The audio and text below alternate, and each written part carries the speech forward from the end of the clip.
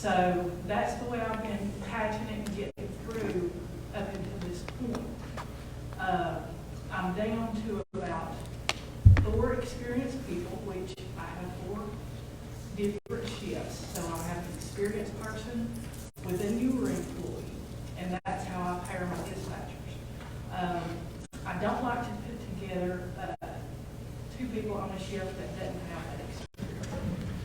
So our staffing level is so short now that there's coming times when we've had to work overtime. I myself have been trying to pull the overtime to help out.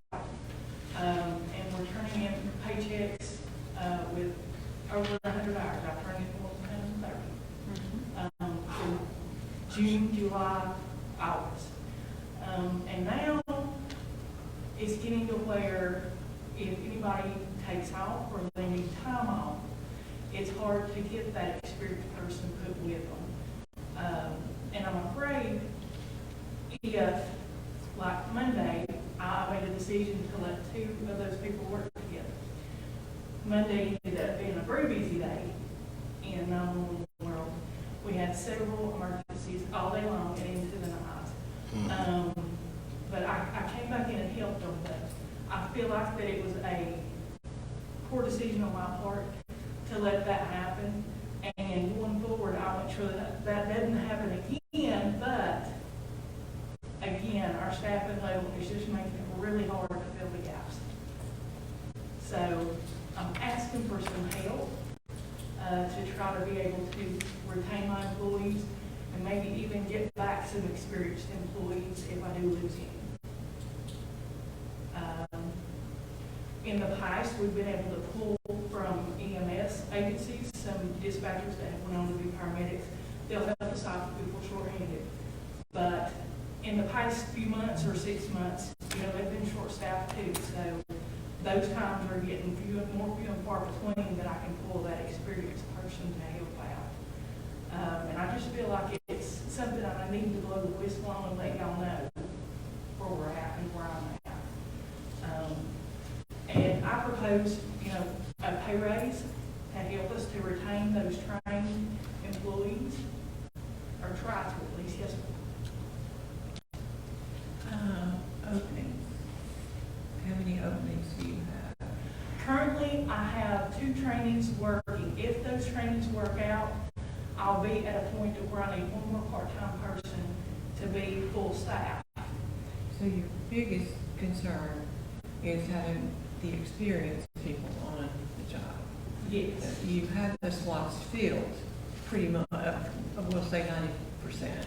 I have trainees in the slots. I'm not certain Right. that they're going to work out, but I have somebody in the slots. Now, one of those full-time training positions, I have had to pull my second person from that to put on another shift at night. So it's just the trainee and the trainer, which is not optimal.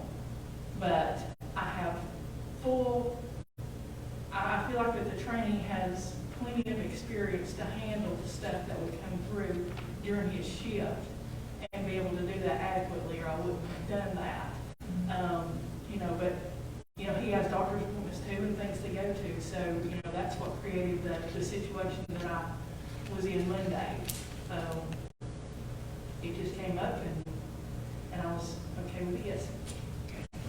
What can you do, or we do, or anyone do to expedite getting these people trained to a level of being capable of doing the job that you need them to do? I am crossing every bridge I can do to make that happen as quickly as possible.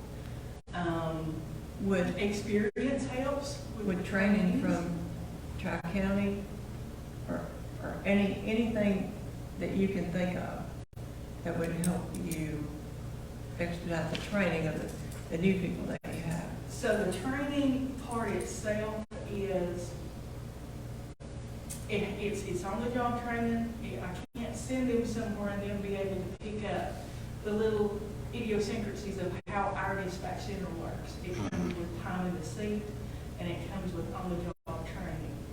Now, the difficulties that present themselves is that sometimes a trainee will come in and they'll pick up on it quickly. And, if that happens, everybody's happy, it's all good. But sometimes that doesn't happen, and it takes a little bit longer to learn everything that we have to learn. And then we still have to get them through their certification classes, which while they're in class, we have to cover those shifts as well. So it's a longer process now to get the shifts covered and the training done. And again, I felt like we were pulling those extra hours through July and August with the overtime when I was having, 3 people there, so you could cover the staffing level and you had those new people in. And I was hoping that about 6 weeks would get us through that part of their training, and they would be adequate enough to where I could pull back on some of the overtime, which is what I have done. But, literally, unless you have someone trained that you can bring in with them, you're just kind of in that spot until you get to that point. And the primary reason for the loss of your experienced employees? The documentation that I have when they leave, 9 out of 10 times is the pay scale. So you're training them, and then they're leaving you as soon as they get the training that they need. Correct. Normally it takes about at least 6 months to get trained and to get your certifications. At that point, you're certified statewide. You can go and work in any agency. Some agencies are now pulling, they will not hire untrained people. They pay enough to where they hire the certified dispatchers that have been trained at other agencies, which is what's happening here. In the past 4 years, I've trained 6 of church. About half their staff have come from Graham County. And that's not, there have been one of them took 3 years experience, one of them took about 6 years experience here, and the other 3 or 4 took about a little bit over a year. But they stay a year and get their training and everything, and then seem to move on. And that's happened consistently for the past 4 or 5 years. It's at least one person a year, sometimes 2 or 3. But I think Cherokee's fully staffed now for me. About how much does the full training process cost per employee? So a new dispatcher off the street, it's going to be $9,400 at least, just for the training hours. That's based on 4 months training. For a new telecommunicator at $14 an hour, which is what we pay for untrained. So How much was that? is about $9,400. That's just for their pay. Okay. And that doesn't figure in if they're a full-time employee, you've got benefits and everything that goes with that. And that's without the overtime that it's costing us to fill the shifts while they're being trained. So raising the pay now would possibly help you attract the experienced people that you lost back to your agency? If I lost someone, I would fight for that with tooth and nail. Some of them, I definitely would take back in a heartbeat. Great employees that were loyal for years.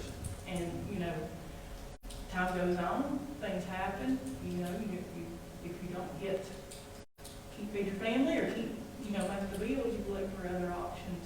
And I hope, in hopes that some of those loyal trained employees would be interested in coming back. It's a little bit of a drive to drive to another county to work. And I don't care a bit to fight that, but when the numbers don't match up and you can't argue it, you can't argue it. We have to get to a competitive level to where I can at least argue the amount that we're spending in gas and tires and hours on the road back. You don't happen to have that new list of these other counties? Let me see what I have here. This represents our overtime for the past 3 or 4 years, and this is just a little bit of facts from the past 4 or 5 years. And I have a pay scale study I've done year before last. It's a little bit out of date. Everybody's come up to about $17 an hour since that pay scale study, but I can pull it for y'all too. Yeah, it was nice. Yep.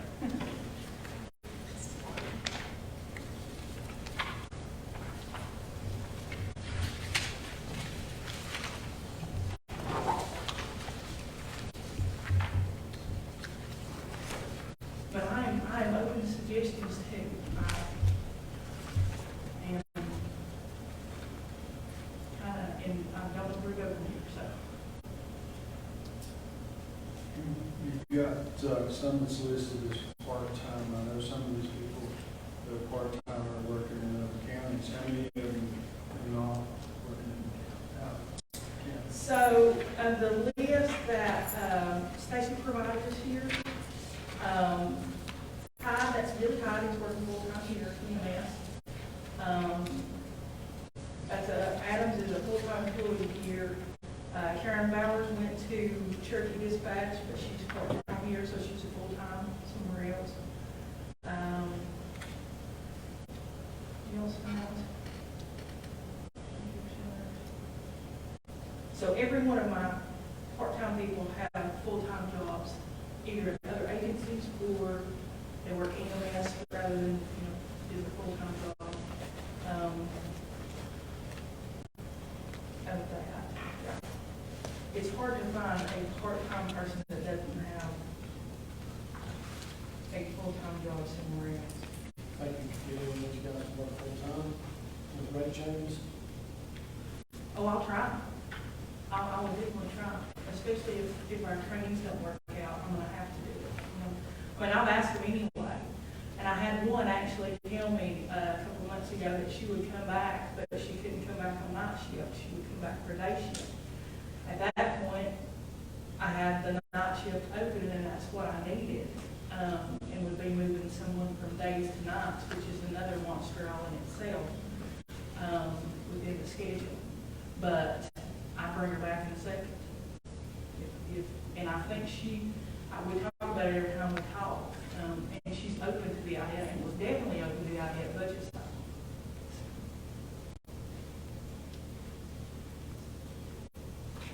I'm assuming that this deficit is the number you came up with. And that's not taking into consideration the overtime, which her people have been getting overtime, but I just did an analysis simply on base, what was in the budget, what we budgeted for salaries, FICA, and retirement. And that was just either 20 hours or 40 hours, whether they're part-time or full-time.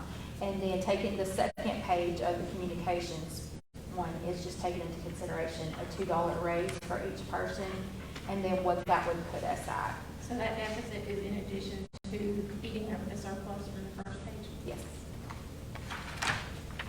Because it brings over our same budgeted amount and just shows the differences.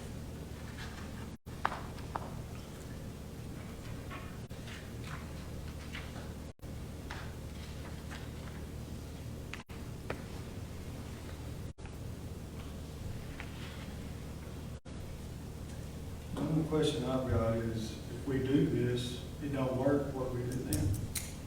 That's a good question. This is not a good hard answer that's gonna say, I can tell you with 100% confidence it'll fix the problem. But I can tell you this.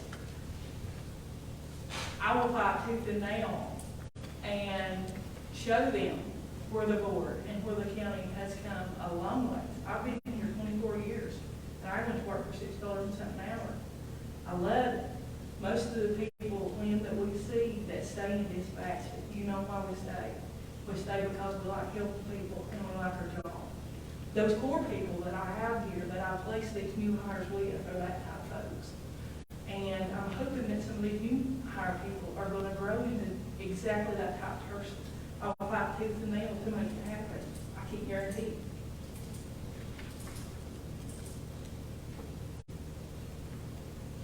All right. Anybody have any other questions, please? Thank you. I really appreciate it. Thank you. Thank you, Nikki. Okay.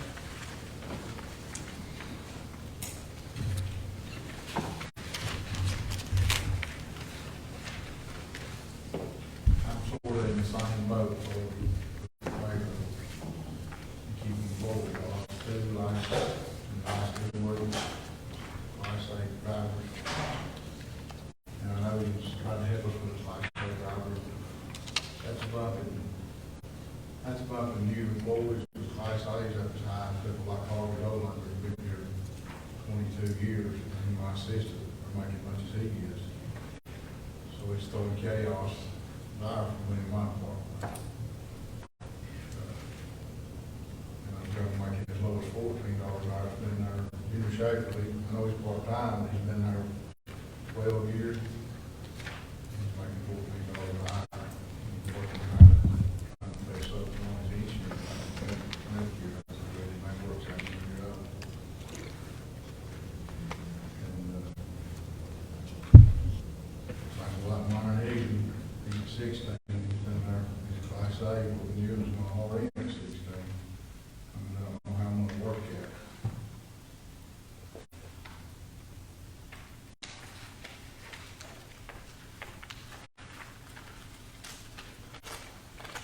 So I'm assuming your suggestion and also the like this is just to act really blanket, raise for everyone. It is, and I'm not trying to hurt the taxpayer anymore, trying to help it, because if we keep training people, you can't get CDL on that one thing, class B or whatever. I mean, you can't really say one's better than the other, because it costs you the same amount of money to get it one, pretty much. And Cherokee County, they're starting out a lead driver at $18.98 an hour. To drive 50% of the time, watch recycle another 50% of the time. And I know we can't compete with them, every tax base and those, but we're gonna have to get at least. And I know this mountain hurting us up here. A truck driver up here, I'm pretty bad on my days, you go work for $22 an hour, it ain't. And I'm not going to, I'm gonna retire here, I like this place, I wanna stay here. I've got to keep employees up there. And I've got the best crew I've ever had up there right now. I hate a lot to say hey for us, I mean, our petty guys, it ain't never been a penny short in 2 or 3 years. I mean, we got good on me, and I just don't believe them on that, or if there's anything we need to keep. And trying to keep retraining them, and we've got new trucks, we don't want to put just anybody in these trucks, and on all faces. So we're making $15 an hour, $15.59 per day, and ladies 15. How many of your employees are CDL drivers? Everybody but Junior Shaker and Wagon George. Our rest of us got CDL. Wagon Jordan runs a new little bike, we got him makes $14 an hour. He's been there a little over a year, but he's one of the hardest workers I've got out there. He keeps them trucks ready to leave, keeps them tarred, keeps the yard clean, keeps them loaded, and he's took care of that backhoe. He's not throw one thing on that new backhoe. And that's saying a lot for somebody I started trying a year ago and had to start over with. And he's trying to raise a family. I mean, I'm $14 an hour. I mean, it's just, like I say, I really ain't coming in here whining and griping. It's all those times it's changed. Everything went up. You can't go to the grocery store to make it on that. But, I mean, like I say, I appreciate what you tried to do today, but I just feel like I need to bring it to you that that's going to cause chaos. Harvey's going to retire in December, most likely, but he was aiming on staying at least 2 more years, you know, if we can give him a little more money, where it's, you know, I had him talk to him to stay, what happened today, and then he got slapped in the face, that people was going to go above him, and it's just getting hard in, or right at him, you know. And I don't want to talk about myself, but I'm running 2 departments for the county, and I'm making $19 a penny an hour. And I don't care to keep doing it, I ain't driving, I like my job, but I gotta leave it to it. Anybody got anything? Yeah.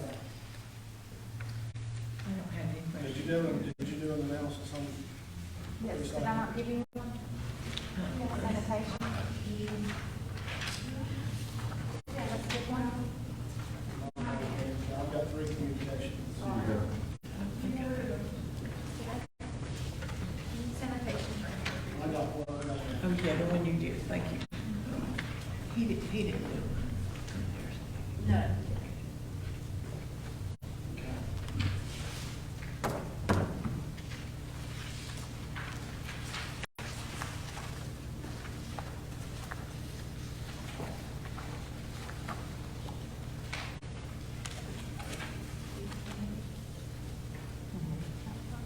Me and Kim figured out if you didn't have no class A driver, just that alone, contracting that to go to ball game, you can hire players, so we still do fine hires. I'm assuming that's what this third page is. We come out cheaper, give them a little more money, and just get it, contract it out. Looks like to me it's gonna cost us about. Yeah, the third page would show the deficit if we had to contract the services out. Plus, we've got them brand new trucks sitting there, I mean, they didn't really use. And we appreciate That's what I was that, looking by the for, way, Steve, man, well, too. they're good trucks. And the contracted service, or the alternate would be for us to contract out those services. He would lose 2 of his personnel, and then the deficit goes up significantly, as you can see. Kim called and got new pricing, and from somebody that had been hauling for us previously. That's just not feasible. No. Somebody have any other questions for Gavin?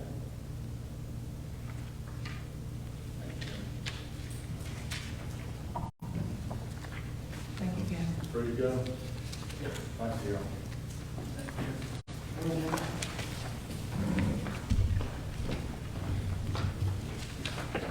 I guess we're all here for the exact same reason. So you have a handout that Melissa and I put together. So last week I had a resignation in Medicaid, and I had a resignation this week in Medicaid. So that's worrisome on its own. But what's more worrisome is that we've got to expand Medicaid by December the 1st, which means I now need 2 new Medicaid workers. I need to fill 2 vacant slots that I just got within the last 10 days, and I've got to fill a food stamp position.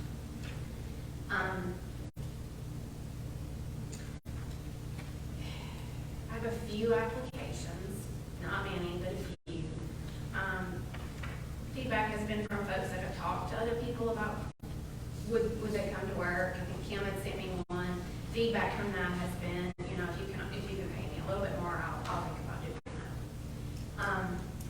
that. What we need to kind of look at here is what we know is that I'm going to get reimbursed 50% of whatever we decide to do, which is helpful. We all know, and we're still going to have to pay the other side of that. We've been given about $80,000 from the state to go ahead and purchase all the equipment.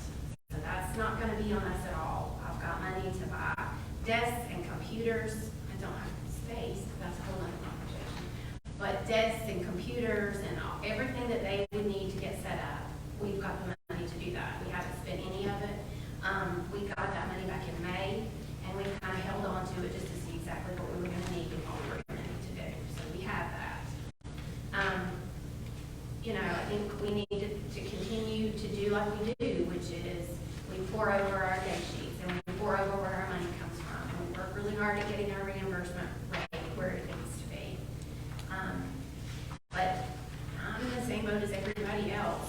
Overtime the last 2 weeks has been ridiculous. I had a child living in my building for 8 days. I had staff, including myself, at the hospital, admission for 3 days. I had income maintenance workers staying in my building, so they were also making overtime. We just learned from the state that instead of having one person staying with children, they're recommending for liability purposes, we now have 2 staff, 24 hours a day when we have kids living in the building. I think we're pushed to the max. And when we start talking about training folks for IMC and Medicaid, the average Medicaid worker really finally gets comfortable 2 years in. They really kind of can take a caseload 6 months in. So we've put a whole lot of training in folks, and they do just turn around and leave. My folks aren't normally going to another DSS. Sometimes they're just getting out of the business altogether. Put a lot of, work in food stamp positions. They're not lasting, and we are putting an enormous amount of training into folks. And income maintenance is different. We have gateways and webinars they can learn in. We've even gone so far as to get access to Buncombe County's online training, and they've let us do that, and we send everybody through the Buncombe County training. So we work really hard at getting people trained, but what's also happening is being audited is also at an all-time high, and what paybacks look like if we do something wrong. And then we throw on that new workers that are gonna make mistakes, and then the supervisors having to second-party review every single thing that they do.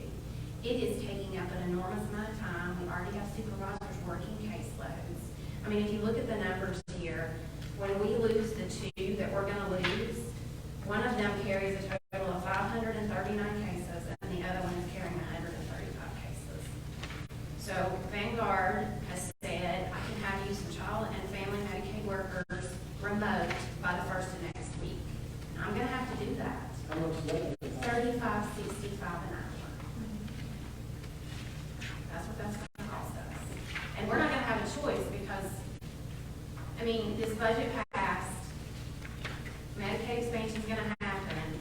So I'm already down to like 60 days of training, a job that I know is gonna take me 6 months to get anybody to do.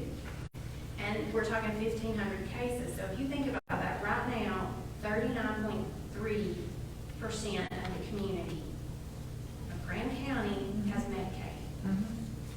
Come 12/1, that number's gonna push 50% of this county will be on Medicaid, Yeah. which is a huge number when you think about our population and what that really means. What that really means, we're looking at here. Did these folks you lost give you a reason in the accident? Say that again. Did the folks you lost give you a reason in the accident? One was money, she went to the trial, and the second one, is some childcare issues, and she also lives out of county. So, you know, the other handouts are just kind of about how many folks we're looking at serving right now, so we have about 3,060 folks on Medicaid, so we're looking at crossing over probably 5,000 at the end of it. And those are just numbers that we've been given as approximates. We really don't know what this is gonna look like. And we're also having to figure out how the system's gonna run. So we've started cross-training this week. So we've had these units. You do adult, you do child and family. And now child and family's gonna learn adult, and adult's gonna learn child and family. And then we're all gonna have to learn what Medicaid expansion looks like. So in the beginning, this very well may be 3 different things that they're all gonna be looking at.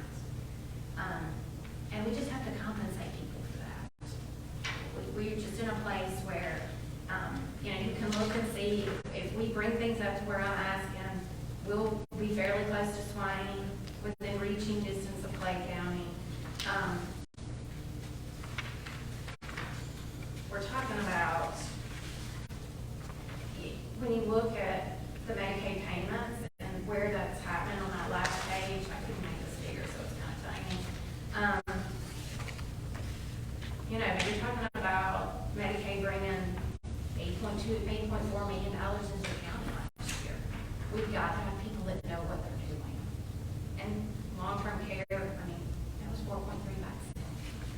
And I have one long-term care worker. One long-term care worker working all of those by herself.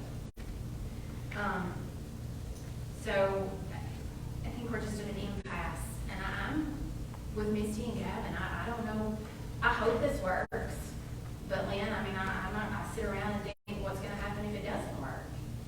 I think we're at a place where I have to try. I mean, we can't pay $35.65 for an undisclosed amount of time just so that I have these cases worked. But these cases have to get worked. This is federal, and we have to do what we're being told to do. And I can't have staff.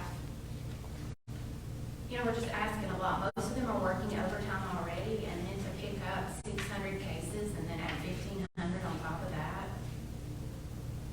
to just the staff I have, it's not a feasible plan. Have you got applications? You said you got applications? I'm gonna have to go back and look. I want to say that I think I have received about 3, maybe 4, because we had started kind of recruiting when we knew this was coming, and then the budget had passed, so we kind of stopped. The division really wanted us to continue to hire people and go ahead and bring people on before we knew what was going to happen, but I mean, fiscally, that's not too responsible, and we didn't have the work to keep those people busy before we had the work, so. I know recently you told us that several people would be coming off of Medicaid because I guess the ARPA money or Well, something. food stamps, people lost a whole lot of food stamps. And quite a few came off of Medicaid. I think that was part of the discussion one time.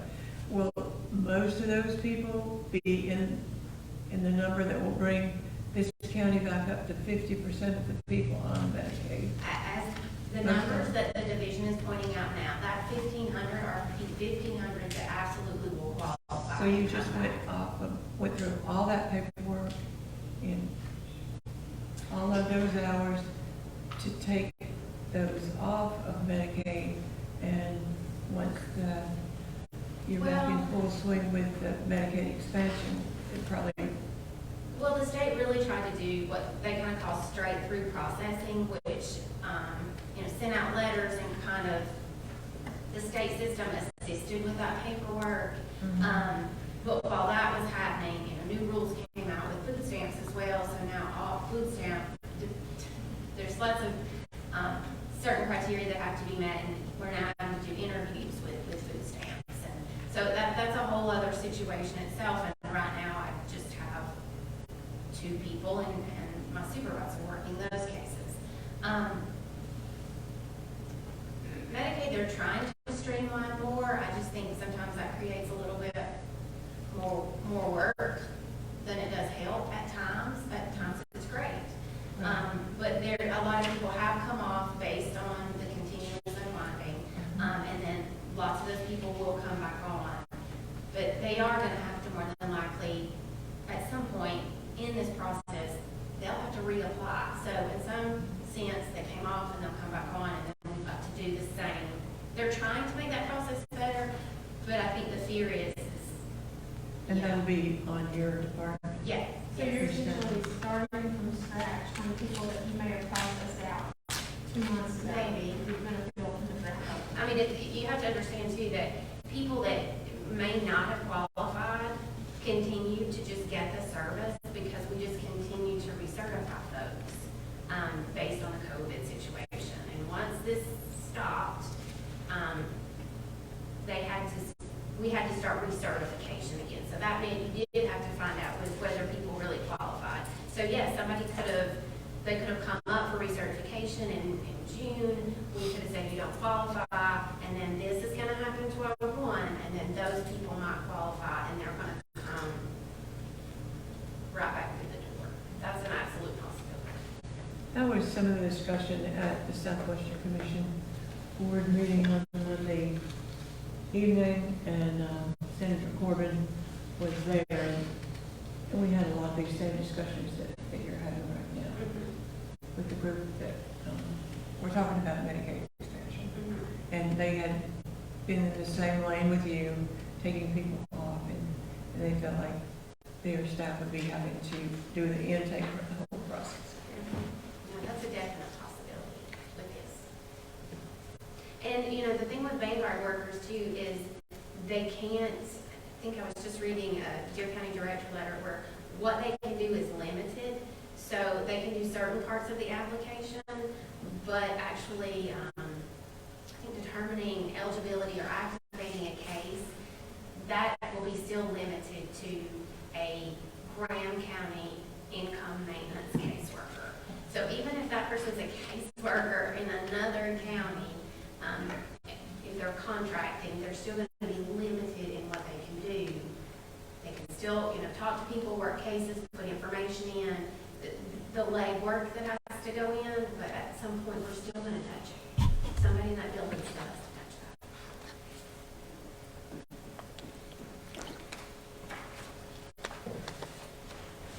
Anybody have any questions? I heard that there's a possibility that during this transition that there may be a website opened up where the individual could actually go online and fill out the paperwork without having to go to the local offices. So historically, it's E-Pass, correct? So historically, E-Pass has, that's been around for a while. But those applications still have to be processed and they still have to be touched. So it's not a streamlined situation. And while NC Fast is a system we've learned to maneuver through and it works, it's still finicky. And it still requires quite a bit of work from a caseworker to document a case, manage a case. You know, we still have to send out forms that basically, you know, print out for us. The state uploads them, NCFast automatically sends those forms. We still got to do all the mailings. There's just a whole lot. I think today, before noon, we had the state sent out letters regarding a final, like, LEAP payment. And their wording was confusing in the letters. And when I got to work today after court at 11 o'clock, there had been 42 calls to one worker over that letter At 11 o'clock. in the morning, 42 calls. I mean, so we're putting together something to put on Facebook to just let people know, this is what that meant. This is how you should read that letter. And we don't know, these letters are often coming out. I mean, sometimes we get an email that says, hey, this is gonna happen. And we've told them all to contact their local Department of Social Services if they have questions. And they did, today. So, If you look at page 1 of the analysis I put together, she did have a surplus at the beginning, and then if you look at page 2, what she had proposed was that the income maintenance care worker 1, 2, and 3, she had proposed a rate for each of them, and so including those rates down here, and if I've captured it correctly, and again, it's just at 40 hours a week, this is just a rough estimate, she still would have a surplus. Is that supposed to county appropriations? That is just her budget. That's DSS budget. DSS budget. So Amy's budget supports what she needs done in her project. are you asking if that's just a county funds? Is that what you're asking? Okay, have you calculated the additional workforce that would be added to this? Yeah, if you look at page 2, she's got the 2 extra income maintenance workers that we can in. Just 2 extra?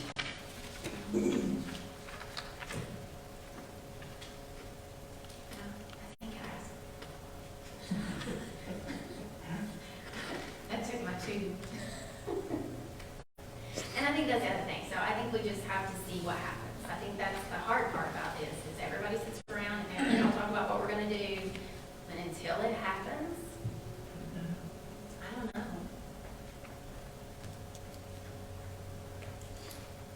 Okay. Anybody got anything for me? Thank you. All right, Stacy, I'm up. we've got 2, we're running the deficit. I mean, in my mind, Have a good evening, ladies. sanitation, logistically, I've been voted through, we just have to go over policies and procedures. So, I mean, Amy's looks to me like it's a no-brainer. I mean, she had a surplus to start with the original budget and with just what she started with. And then, it's not a lot of increase that she's actually requesting, honestly. I think hers is completely feasible.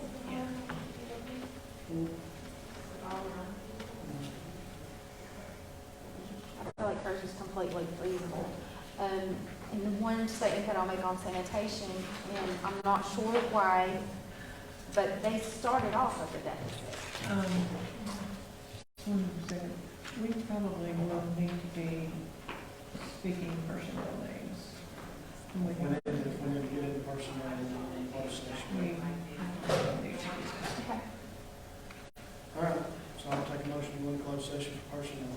143, 318, 11A, 1, or 1 and 6. Yeah. Well, 6, personnel, Personnel. privileged confidential information, personnel. I'll make a motion. For a second. All in favor?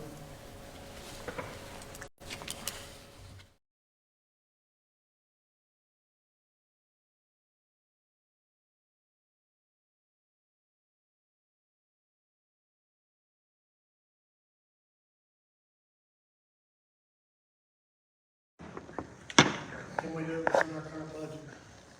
We can make these rate changes within our current budget based on, some surplus that we have in some departments.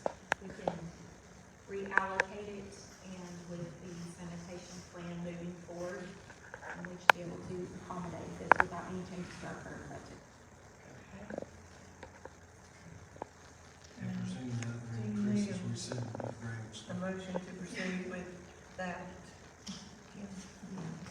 I'll make a motion that,